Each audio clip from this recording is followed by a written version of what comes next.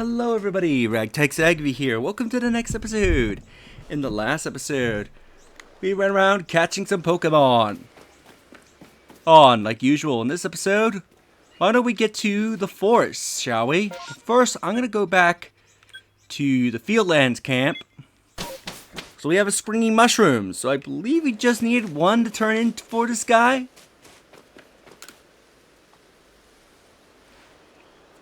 Oh, now that's a nice springy mushroom if I ever did see one. I'm glad I chose you for my request. You got what it takes to be a fine mushroom forger. By the by, did you know that springy mushrooms like this one multiply in no time? That's why you'll find them all over the Obsidian Fieldlands. And they're very versatile too. Fry them, stew them, they'll taste greater than ever. They taste great either way. But I digress. Let's get to teaching you my recipe. I'll just use that handy workbench over there.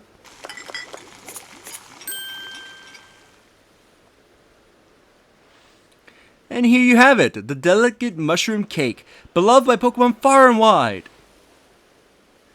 Just throw one at a wild Pokemon, and if it's paramount to a nice mushroom snack, you bet your bottom toadstool will go after the cake lure.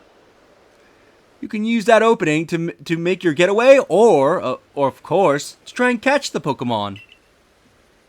Here, I'll give you some of my own cake lure bases, so you can get crafting right away. We get cake lure bases, which this is needed to make various cakes. Now get out there and throw a gluttonous number of mushroom cakes to lure Pokemon right, left, and center, you hear? I'm counting on you to make my recipe famous. So we get cakes. Cakes, I don't know if I'm gonna, oh, he doesn't even take the springy mushroom. I don't know if I'll use cakes very often, but basically cake lures, if you can make them, they are great for catching Pokemon. Especially if the Pokemon has a particular, likes that particular type of flavor of cake, then they become even more easier to capture. This pretty much makes a lot of Pokemon, especially alphas, easier to catch. But I would probably wait until you maybe expand your inventory a fair bit before you start filling up on cake lures.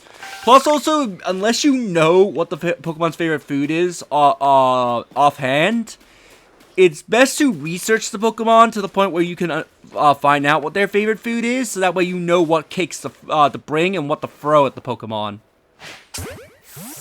To make capturing a bit more easier.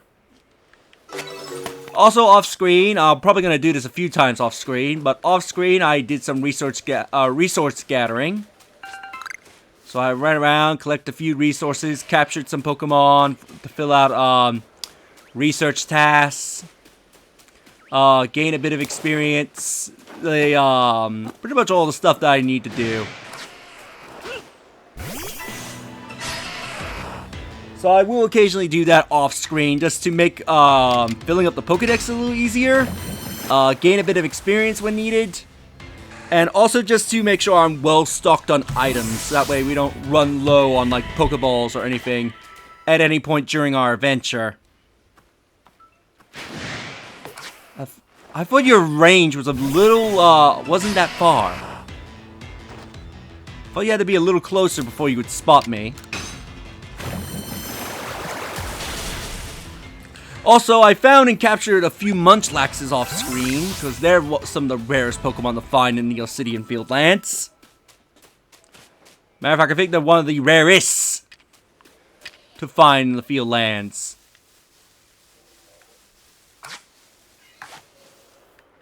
But typically, if I remember correctly, they hang out around Deer Trick Heights and Deer Trick Path, so look around here. Especially in the morning, as they have a higher spawn rate in the morning. Whenever, if you're trying to spawn some in, just make sure you clear out Pokemon that's... How the hell did you see me? Especially clear out Pokemon that are in the areas, that way you're very likely to spawn new Pokemon in when the time of day changes. Or when you change the time of day at the camp. do do do.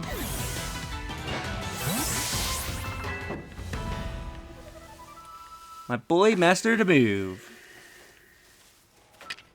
Okay, you're startling in the grass. I'm like, what's in this grass that can see me?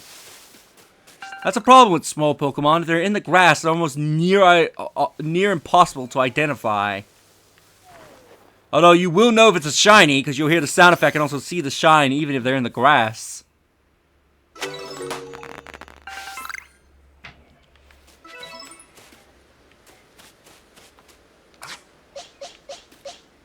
You're close to learning the move. Oh wait, what level do you master that move? I should double check that. Because if I want to get you evolve into Weirdeer. Ooh, Pikachu's! Pikachu's a good find here, because Pikachu's, I believe, are also another rare Pokemon on, in the Obsidian Field lands. Pikachu's also one of the weird Pokemon where they start off docile, but they can turn aggressive.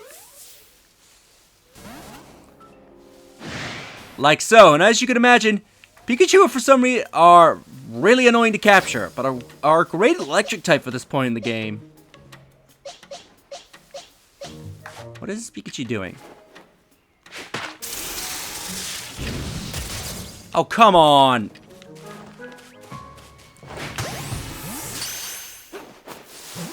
That's what happens when you stun a Pokemon with, like, mud. Why did you break out? You were stunned and I hit you in the back with a heavy ball.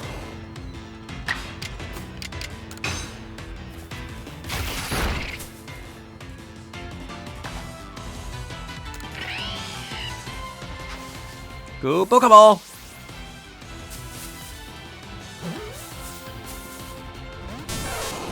Come on, Pikachu!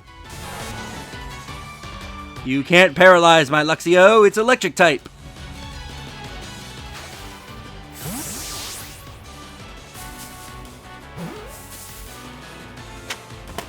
Captured! Got Pikachu in the decks. Now, yeah, there's another Pikachu here. I'll go after what's in this tree in a moment. Throw this.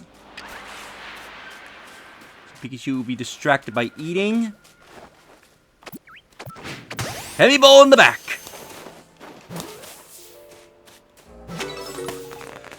Also, I have to say, the sounds the Pokeball make when they hit a Pokemon, especially from a backstrike, sounds really painful in this game for some reason. Like, I guess it's more painful because these Pokeballs are made of wood. Although, admittedly, when Pokeballs are made of stronger materials later on, like, I presume they're made of metal in the modern times. I presume that would hurt more than the wood, but for all I know, they could have made it so that way Pokeballs do less damage to Pokemon when they hit. But still, it's like, backstriking a Pokemon in this game, rather if it's for capturing or to initiate a battle, sounds really painful.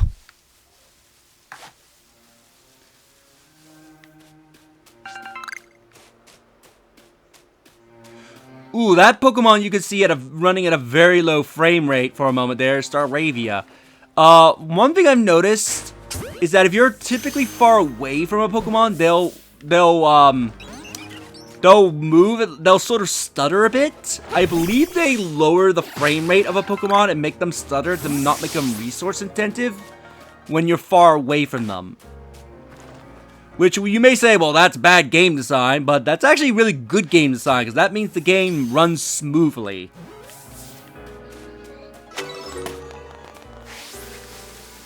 So, for anybody that says, that's often bad game design, if the Pokemon was, like, right in my face and they were doing that, then yeah, that would be really bad game design, or that means the game was poorly optimized.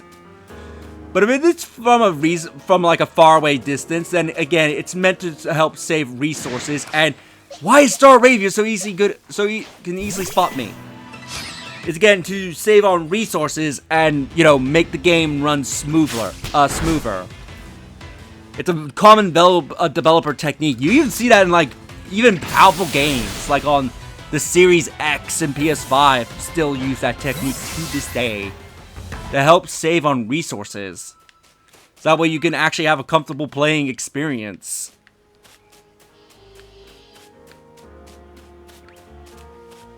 So for anybody that turns around and says like, oh, that looks really bad, da-da-da-da-da, there's a reason they do that. Ooh, another Pikachu down there. I don't know why all the Pokemon disappear though when you talk to an NPC. Have you ever come across a tree shaking and swaying? I suspect that's because Pokemon are up in the tree feasting on all the berries. Pokeball go!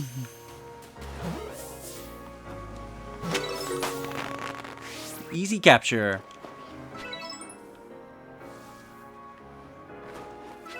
Ooh, we got 2 light specimens and 2 without being spotted. Ooh, that was a backstrike.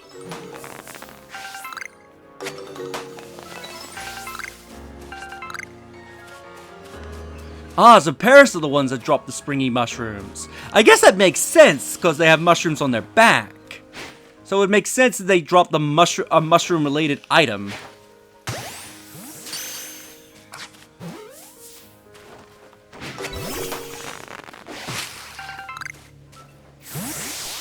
What can see me? Alright, wasn't the Paris, so what went aggro?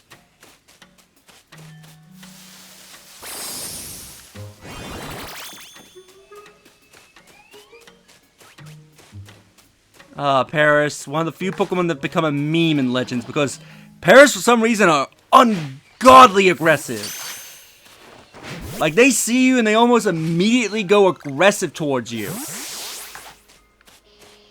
They are, for some reason, very aggressive, which you wouldn't think they would. You'd think they would be more docile than anything.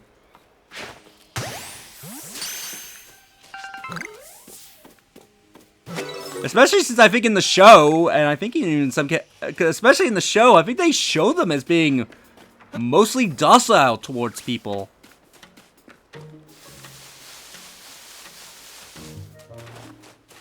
Do. Back strike.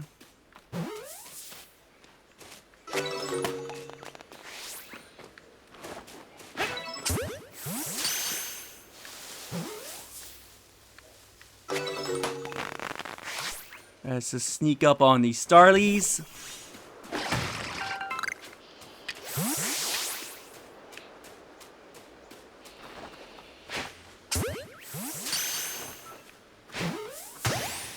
Oh, you saw me, but I got you at a backstrike. And you broke free anyway. Come on, get up here.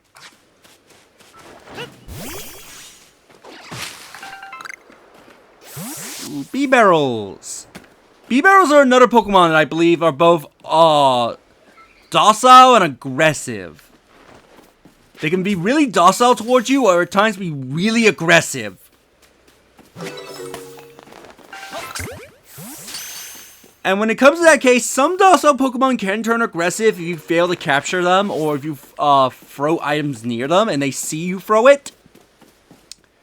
Especially Pokeballs, but there are just some docile Pokemon that will be docile with you at first, but when you get near them, or you stay near them for too long, they just suddenly go aggressive. And they just are out for blood. It's crazy. Because again, there are tons of Pokemon that are docile, but will just turn aggressive towards you on a flick of a switch. Oh. Stay still. If you're in water and you're too deep to kneel, move slowly and the Pokemon won't notice you.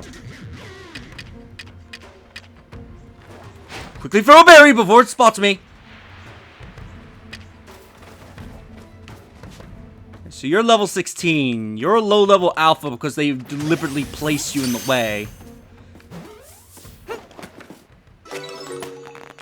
And you were easy to capture. Yeah, I think the Parasect that I was trying to capture earlier, I think it was just a little too high level for me.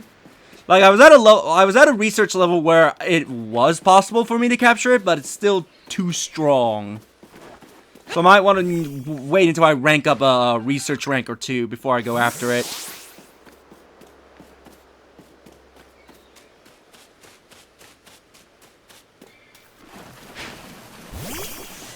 Now we've made it to the forest.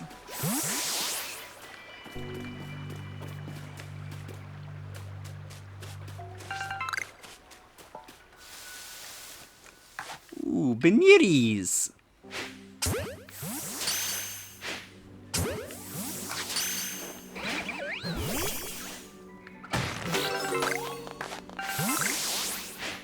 Got a new Beniri.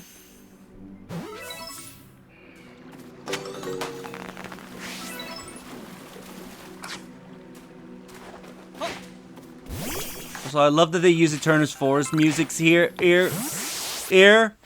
which is a nice fit for like a peaceful forest here, or it implies that this forest, which, what's the name of this? Heartwood, becomes Eterna in the future.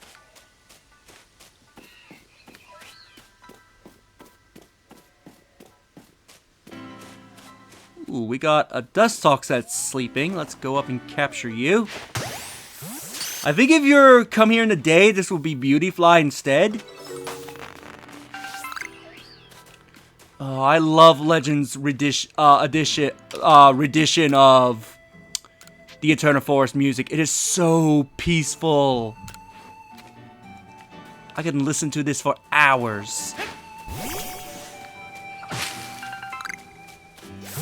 Do do do do do.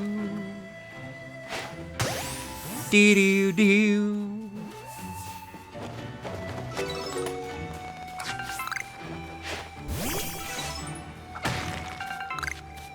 Alright, so if I remember correctly, I won't go too far this way, but I know one of the trees for Cherim is this way. Also, Dustox, be careful because Dustox and especially Beautyfly are aggressive. If I remember correctly, they're not docile like Wurmple, and they're not skittish like Wurmple and Silcoon and Cascoon.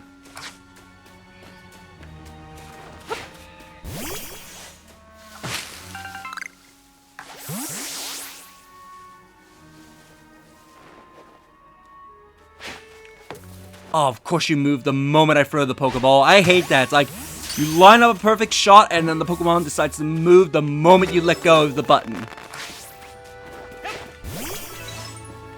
Okay, so that there, right there, is a moss rock.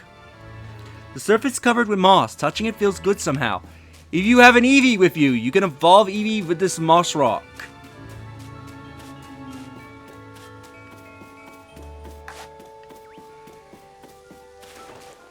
Hello, Combi.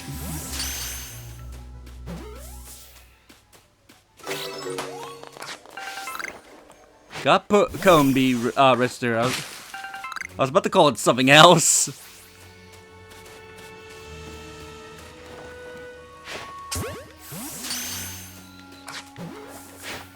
Catchy, go get me that piece of log.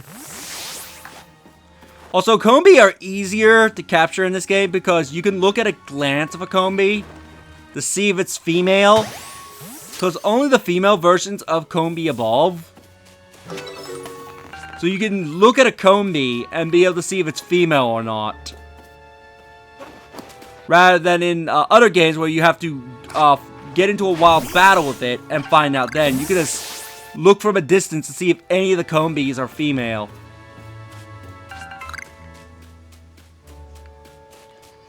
Oh, don't tell me none of the Cherim trees are shaking. They're not, are they? No, they are not.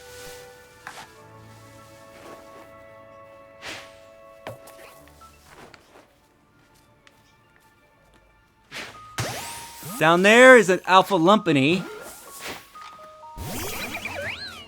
Which, as much as I would love to capture it, I don't think I'm at the appropriate level to either attempt capturing it or to even make capture easier.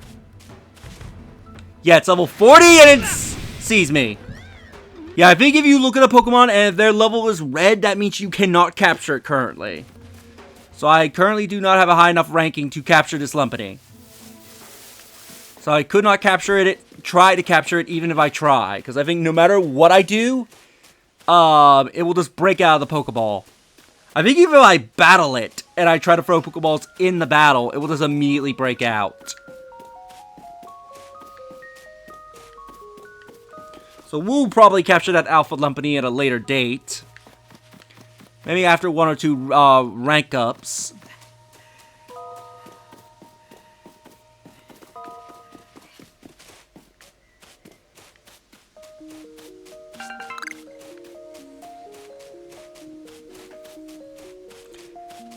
But I'm sad that none of those trees are shaking, because I know those trees are like a guaranteed Cherim or Cherubi, which we need them for a request. So I'm going to have to check those trees later on. Because they're one of the few trees that I know that have Cherim in it. Ow, that hurt my legs.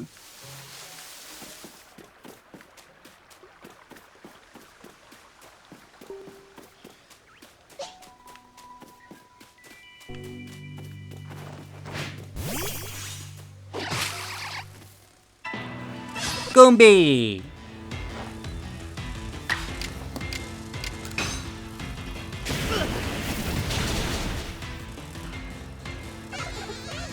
Do do do.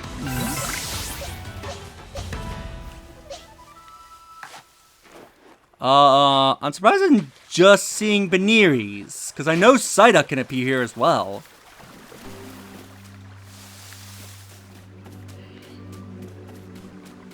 Oh, speak of the devil. We got Sai.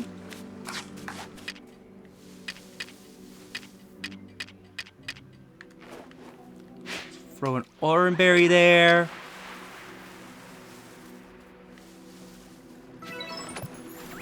Giving the Psyduck food and apparent. Oh, right, because I was in the water.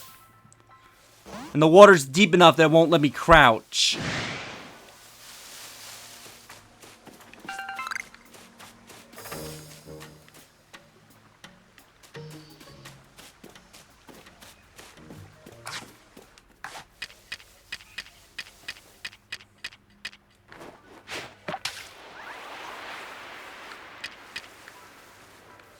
Let's try that again.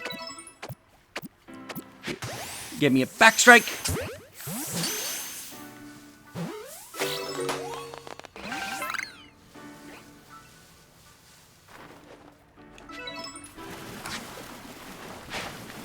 Doo-doo. The sun is rising.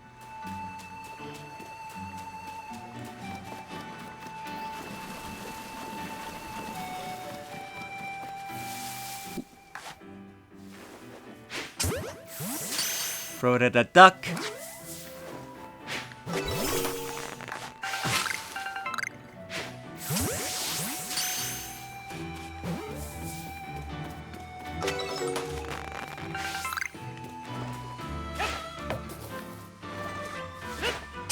I should probably maybe put a Baneri in my teams, that way I can evolve it through friendship.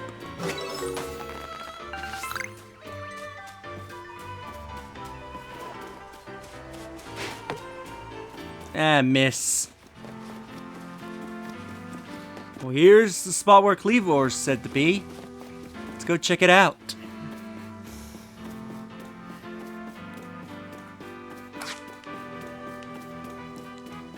This must be his warden.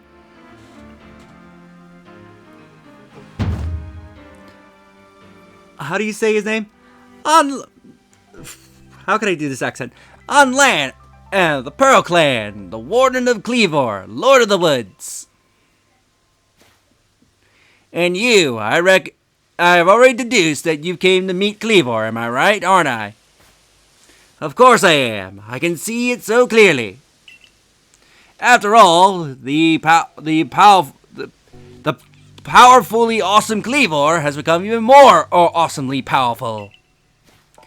Perhaps the strange lightning the other day was the almighty Sinnoh's divine power. But whatever it was, it struck my lord and left him imbued with awesome might.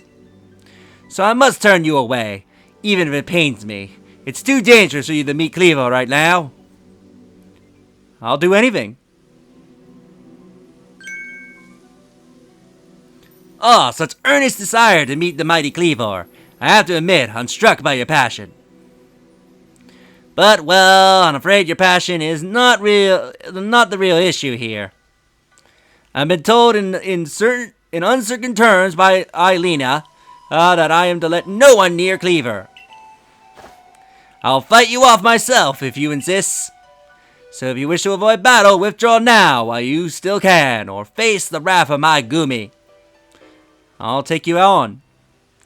You don't even realize I turned you away for your own safety. How sad you are. Go, Gumi. See if you can ooze some good sense over this foolish troublemaker. So if you couldn't guess by the cowboyish accent I tried to do, I'm pretty sure that was an awful cowboy accent. Is it Lana? Lan? And I'm gonna have to learn how you pronounce his name. Here is the ancestor to Clay, one of the Unova gym leaders in the modern times. So he's gonna have a Gumi. Which this time I actually got my notes. Just need to find where it is. So his Gumi be level 15 in pure dragon type with the moves Bubble, Acid Armor, and Acid Spray. This Gumi is really not much of a threat. The only main problem is that you might not have anything that's super effective against this Gumi. Because I think the only thing you could potentially have is Sylveon if you trained your Eevee to evolve into Sylveon. But this Gumi is not a threat whatsoever. Especially if you're a little over leveled as I am, because I'm like 10 times its level.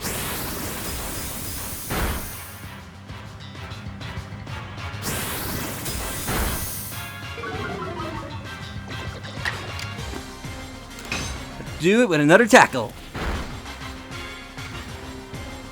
Critical hit. Down goes Gumi.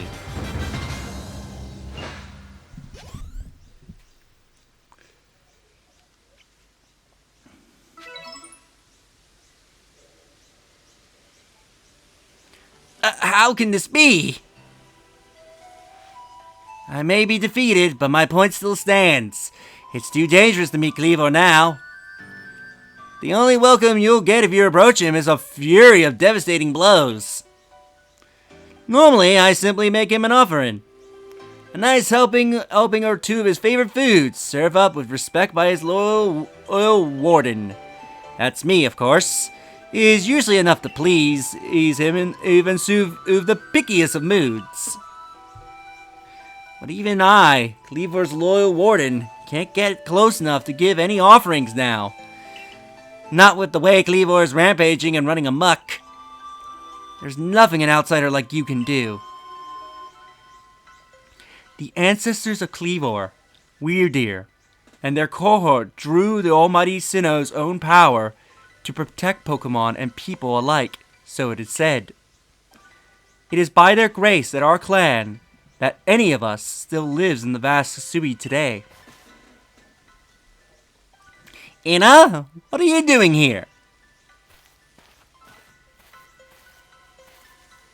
As you say, Kleavor's grown even stronger, but I'm afraid that strength poses a problem for us. If he was indeed struck by that lightning, could the jolt have been sent by the false Sinnoh that the Diamond Clan bows to?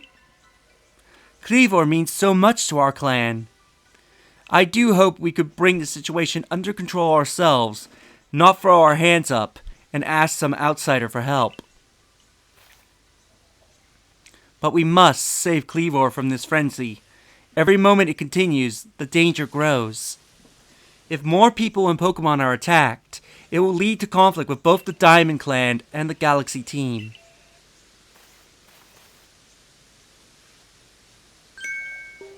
You, stranger from beyond the sky, tell me, can you Galaxy people actually fix all this? Could an outsider actually find a way to quell our Lord's frenzy? I'll figure something out. Very well. Lan and I will gather foods that please Kleavor, in hopes that we might be able to get close enough to make him a proper offering. As for you, find a way to quell his frenzy, even if you must search every corner of vast Hisui.